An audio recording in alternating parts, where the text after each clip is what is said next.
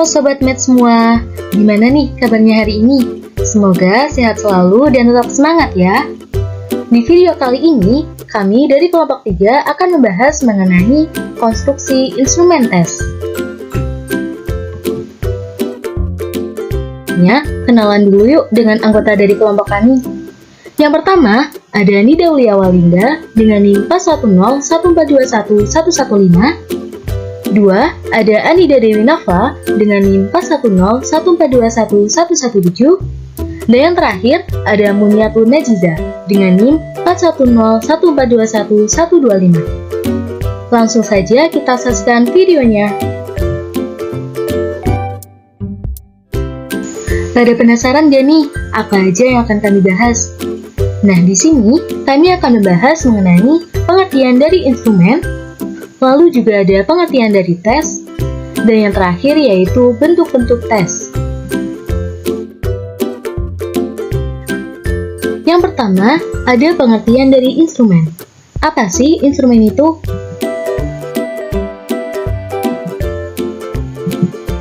Instrumen merupakan suatu alat yang memenuhi persyaratan akademis sehingga dapat dipergunakan sebagai alat untuk mengukur suatu objek ukur atau mengumpulkan data mengenai suatu variabel.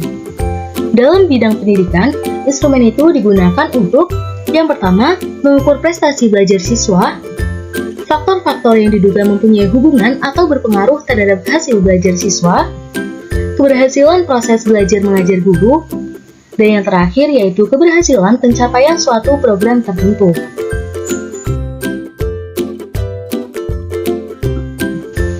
Instrumen dikatakan valid atau tepat apabila instrumen digunakan untuk mengukur apa yang seharusnya diukur. Dalam hal ini, sasaran kepada siapa instrumen itu ditujukan merupakan salah satu aspek yang harus dipertimbangkan dalam menganalisis validitas suatu instrumen. Misalnya, instrumen untuk mengukur kemampuan matematika siswa sekolah dasar tidak tepat jika digunakan pada siswa sekolah menengah. Selain sasaran kepada siapa instrumen itu ditujukan, aspek lainnya yaitu kesesuaian indikator dengan butir soal, penggunaan bahasa, kesesuaian dengan kurikulum yang berlaku, dan kaidah-kaidah dalam penulisan butir soal. Selanjutnya, kita akan membahas pengertian dari tes.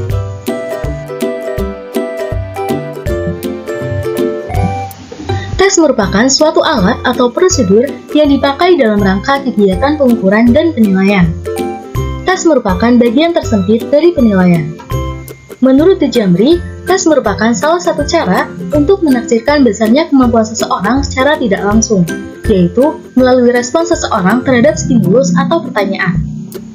Tes juga dapat diartikan sebagai jumlah pertanyaan yang harus diberikan tanggapan dengan tujuan untuk mengukur tingkat kemampuan seseorang atau mengungkap aspek tertentu dari orang yang dikenai tes. Nah, tes mempunyai tujuan, yaitu untuk mengetahui pencapaian belajar atau kompetensi yang telah dicapai peserta didik untuk bidang tertentu. Setelah tes, akan ada hasil tes. Hasil tes merupakan informasi tentang karakteristik seseorang atau sekelompok orang. Karakteristik ini bisa berupa kemampuan kognitif atau keterampilan seseorang. Hasil tes bisa digunakan untuk memantau perkembangan mutu pendidikan.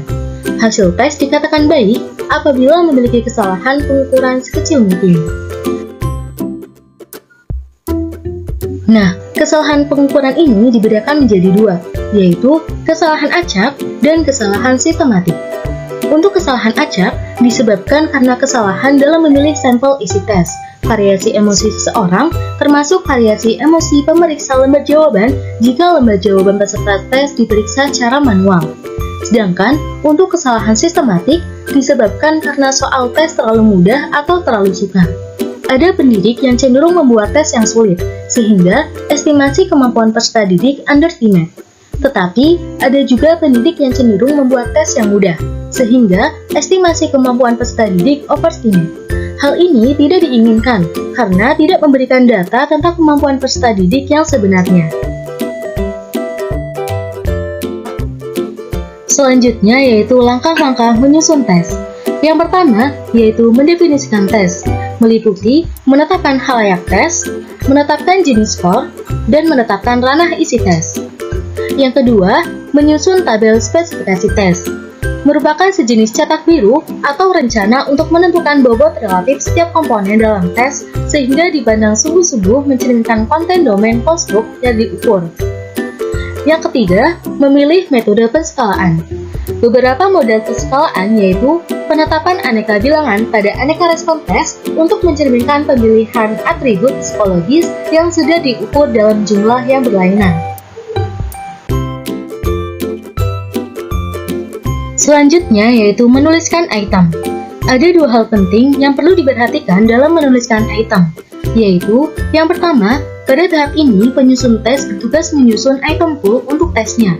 Yang kedua, pilihan atas jenis skala tertentu akan menentukan format item yang sesuai. Selanjutnya, melakukan review dan revisi item. Menurut Proctor dan Algina, review atau telah item akan mencakup pemeriksaan terhadap hal-hal sebagai berikut, yaitu ketetapan, relevansinya dengan tabel spesifikasi, ada tidaknya berbagai kesalahan teknis penyusunan item, tata bahasa dan ejaan, pilihan kata yang bisa menimbulkan kesan menyinggung perasaan, dan taraf kesulitan bahasa. Selanjutnya, merakit item. Secara umum, langkah ini akan mencakup dua hal, yaitu pemberian petunjuk pengerjaan tes dan perakitan item menjadi bentuk semi-final test. Yang ketujuh, melakukan uji coba. Idealnya, uji coba ini dilaksanakan dalam dua tahap, yaitu uji coba pendahuluan dan uji coba sesungguhnya. 8. Analisis item. Tujuan utama analisis item adalah memeriksa ciri-ciri statistik respon testi dalam uji coba yang sesungguhnya terhadap masing-masing item untuk keperluan seleksi item. Yang 9. Memeriksa reliabilitas, validitas, dan daya diskriminasi. Dan yang terakhir yaitu menyusun manual dan menerbitkan tes. Yang terakhir, kami akan membahas mengenai bentuk-bentuk tes. Apa aja sih bentuk tes itu? Bentuk tes dibagi menjadi dua, yaitu tes objektif dan tes subjektif. Untuk tes objektif, bentuk tesnya mengandung kemungkinan jawaban atau respon yang harus dipilih oleh peserta tes. Pemeriksaan atau penskoran jawaban atau respon peserta tes penuhnya dilakukan secara objektif oleh kolektor. Sedangkan untuk tes subjektif, berbentuk tes uraian atau tes esai. Ciri-ciri pertanyaannya didahului dengan kata-kata seperti uraikan, jelaskan, mengapa, bagaimana, bandingkan, simpulkan, dan sebagainya. Kelebihan dari tes objektif yaitu yang pertama, lebih representatif mewakili isi dan luas dahan. Lalu, lebih mudah dan cepat pemeriksaannya atau penskorannya. Penskoran dapat diserahkan kepada orang lain. Lalu, tidak adanya unsur subjektif, baik dari guru maupun dari responden. Sedangkan, untuk kelemahan dari tes objektif yaitu memerlukan persiapan yang lebih sulit, karena butir soalnya lebih banyak dan harus diteliti untuk menghindari kelemahan soal. Butir soal cenderung hanya mengungkap ingatan dan pengenalan kembali saja, dan relatif sukar untuk mengukur kemampuan tingkat tinggi seperti sintesis dan kreativitas. Banyak kesempatan bagi responden untuk untung-untungan dan berspekulasi. Dan yang terakhir, kerjasama antar responden saat mengerjakan tes lebih terbuka. Untuk tes subjektif, kelebihannya yaitu lebih mudah dipersiapkan dan disusun, tidak memberi banyak kesempatan untuk berspekulasi atau untung-untungan, mendorong peserta didik untuk berani mengemukakan pendapat serta menyusun dalam bentuk kalimat yang bagus, memberi kesempatan kepada peserta didik untuk mengutarakan maksudnya dengan gaya bahasa dan caranya sendiri, dan yang terakhir yaitu dapat mengetahui sejauh mana peserta didik mendalami suatu masalah yang diujikan atau dites. Sedangkan untuk kelemahannya yaitu terbatasnya lingkup bahan pelajaran yang dinilai dan sulitnya mengoreksi jawaban dengan objektif, kadar validitas dan reliabilitas rendah karena suka diketahui segimana dari pengetahuan siswa yang betul-betul telah dikuasai. Kurang representatif dalam hal mewakili seluruh skop bahan pelajaran yang akan dites, karena soalnya hanya beberapa saja, atau soalnya itu terbatas.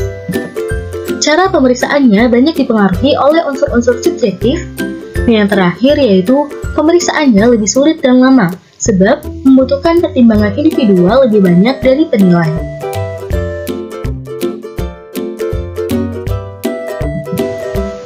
Nah, sekarang bentuk-bentuk dari tes objektif. Menurut Eko Putro, secara umum terdapat 3 tipe tes objektif, yaitu benar-salah, menjodohkan, dan pilihan ganda.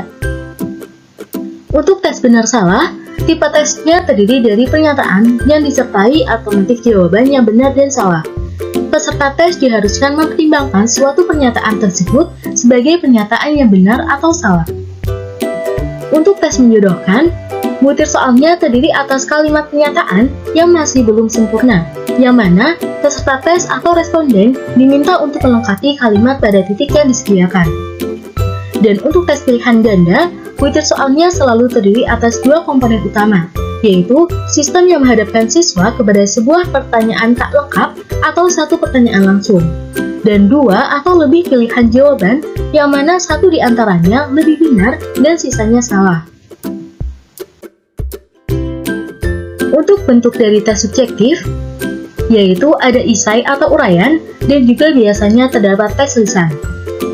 Untuk tes isai, disusun dalam bentuk pertanyaan yang terstruktur dan siswa menyusun, mengorganisasikan sendiri jawaban tiap pertanyaan itu dengan bahasa sendiri.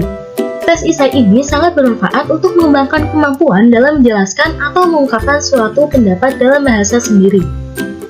Untuk tes bentuk uraian, butir soal yang mengandung pertanyaan atau tugas yang jawaban atau pengerjaan soal tersebut harus dilakukan dengan cara mengekspresikan pikiran peserta tes. Dan untuk tes lisan, tesnya dilakukan dengan mengadakan tanya jawab secara langsung antara pendidik dan peserta didik. Tes ini termasuk kelompok tes verbal, yaitu tes soal dan jawabannya menggunakan bahasa lisan. Nah, itu tadi video pembahasan mengenai konstruksi instrumen tes dari kelompok kami. Mohon maaf apabila terdapat kesalahan. Semoga videonya dapat dipahami dan bermanfaat bagi Sobat Math semua. Terima kasih, sampai jumpa di video selanjutnya. Bye-bye!